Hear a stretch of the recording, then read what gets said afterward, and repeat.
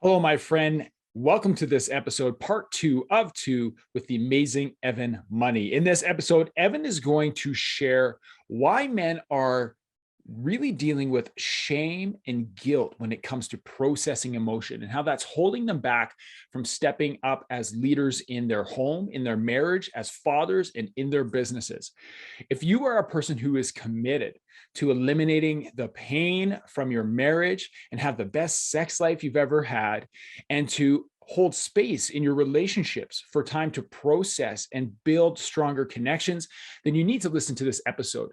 Evan is even going to share 2 steps on why the goal and the result that you're after is actually serving as a distraction to you reaching where you want to be. I'm excited for this. Hey, it is time to stop grinding and to start flowing with Evan Money. And this episode, part 2 of 2, starts now.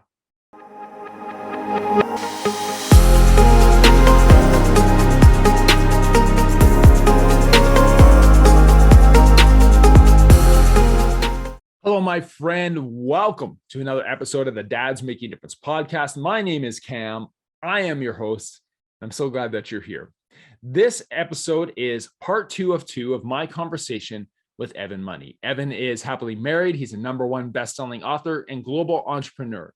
And if you haven't listened to episode 1 with Evan, part 1 with Evan, then you need to hit stop, go back, listen to part 1, and it leads right into our conversation today. So without further ado, this is a continuation of my conversation with Evan Money.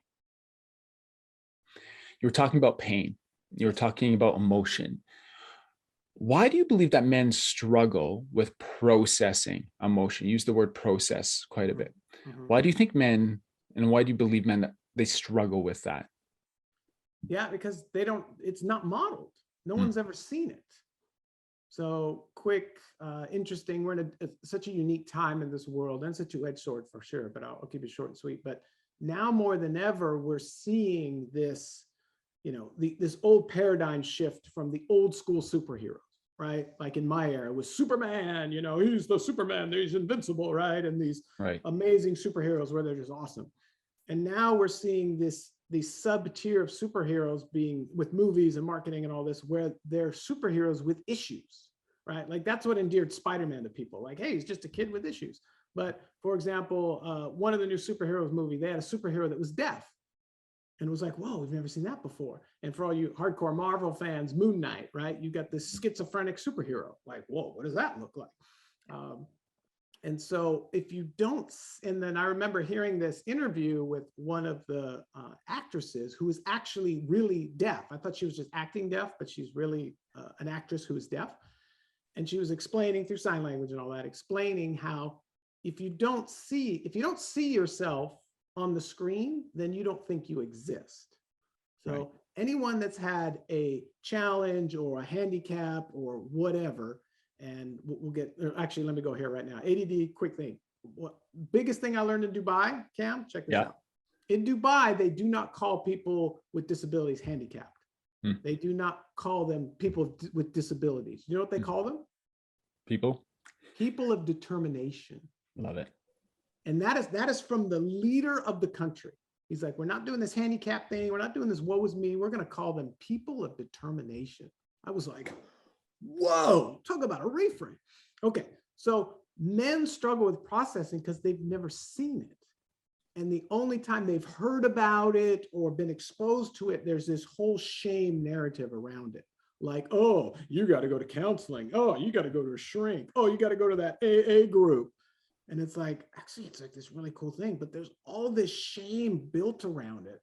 And so you see this outcry for mental health. And what's happening now, it's at this epidemic proportion where people can't sweep it under the rug anymore. People can't drink it away with alcohol anymore. People can't smoke it away with marijuana anymore. People can't treat it with prescription drugs anymore.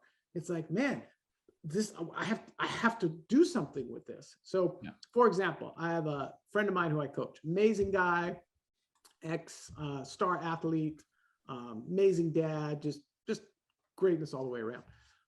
They had, because he specialized, Cam, in not processing, he's at a stage in his life where his daughters are grown, they're having some challenges, and he and his wife are like, and so he said, man, I had to go to marriage counseling, just even the way he spoke it, right? Like marriage counseling.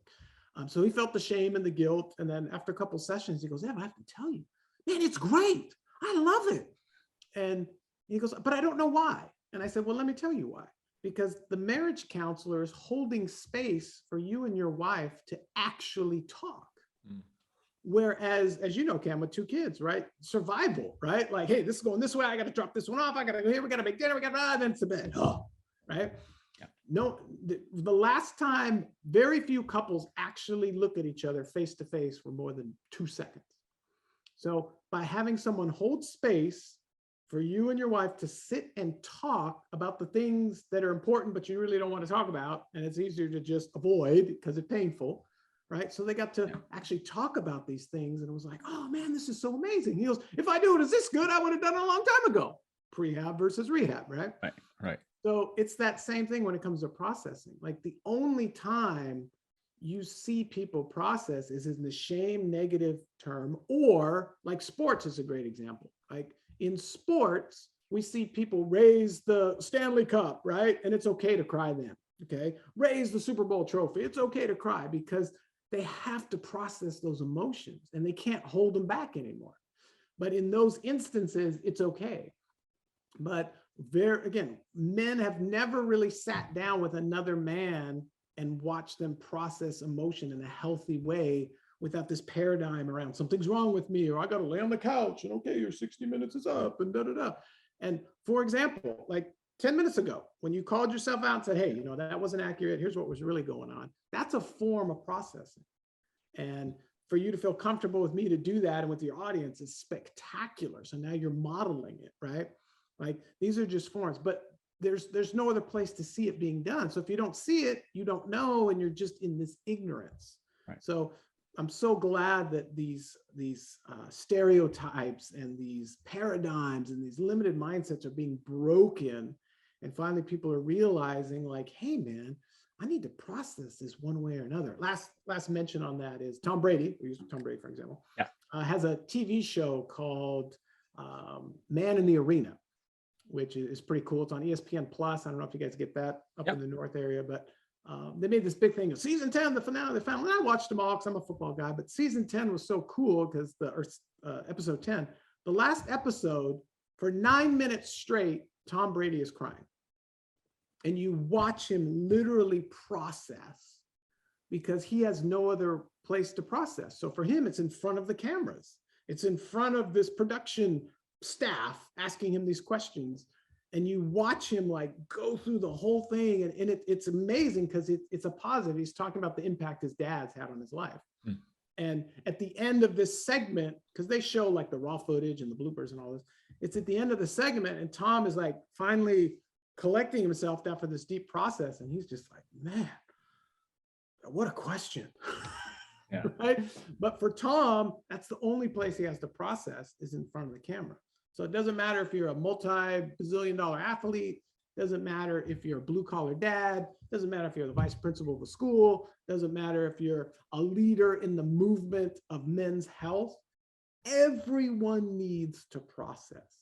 And if you don't, painful things happen. Like, for example, alcoholism, drug addiction, pornography, that's a favorite, like porn. Everyone treats porn like it's a cause. No, porn is the effect. Okay, porn is the effect of men that don't process. Because when you're processing, porn doesn't have that grip on you. So all the vices are just effects of not processing. But in our society, and I assume it's in Canada as well, they want to medicate it, they want to shame it, they want to do this instead of just like, dude, I just need to process. Yeah. And with men, it's finding the safe place to process. Tom Brady is such a public figure. He's in front of the camera all the time. And we were speaking about this, before we press record, is that's where he almost feels most comfortable because he's there so often. And I find that men don't have those comfort spaces. And I love that you brought up counseling and marriage counseling. I've been seeing a counselor for quite a while, and it's been so helpful because you need to find a safe, open place, healthy place for you to process. And so I appreciate you bringing that to attention. Absolutely. Yeah. Evan, so much in this conversation, and if you're listening to this, you're getting tons of value from Evan, but I want to ask you a question. As you aspire to make a difference in your family, and your young adults will soon be adults, what are some of the areas of growth that you've committed to, or that you are excited about for you right now? Ooh, well, you've heard some of them as Yeah. well. Two quick things is big area for growth for me is understanding that the goal and the end result is a distraction. Mm. And in the Western world and the North, the North, The Northwest. Right, that's like it, right? Like goals are important, yes, but here's the full runway, right? The goal and the end result is a huge distraction. And here's why. Number one is, and you've been there, you achieve a goal. And 100% of the time, it's never what you thought it was going to be. And you're just like, oh, That I is thought it was going to completely be, accurate. I kind of thought, oh. And then as well, you can't control the outcome anyway. So it's like this double distraction. So what I've discovered is that the dream is living the dream. You've heard that term. Yeah, I want to live the dream. The dream is the process. And I was reminded by this of Kobe Bryant, and he did this talk about how when you get up when you don't want to get up, when you do the work that you don't want to do, when you reprocess, right? When you reframe, when you say, hey, I'm going to turn this have to into get to. When you do those things, Cam, real-time example, when you get out of bed with the intent, not, again, you can get out of bed and help your daughter like this. Oh, I can't believe I have to do this. Or you can get out of bed with, hey, my daughter needs me. I'm a superhero. I'm going to rise to this occasion, right? When the intention is right, that's the dream. That is the dream. The dream is the process. And this gets so muddled and so confused and so distorted. You've heard this probably in Canada. It's a big thing down here in the States, but the grind, right? Oh, dude, I got to get my grind on, man. Yeah. I got to grind. Yeah. Okay. I own multiple show cars. I'm a car collector. I'm a big car guy. We could have a 10-hour podcast just on my cars because I love cars. And I kind of got that Jay Leno thing in me. But I guarantee you, Cam, I refuse to grind the gears in my car. I don't want to grind anything. It's not I don't good. want to grind my gears. I don't want to grind bone on bone in my body. I don't want to grind stuff. No, I want to soar. I want to flow. That is the dream. The process is the dream. When you're soaring and you're flowing, that's living the dream.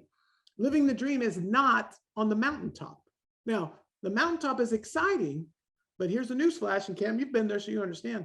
The mountaintop is not sustainable. The mountaintop, the air is too thin to stay there.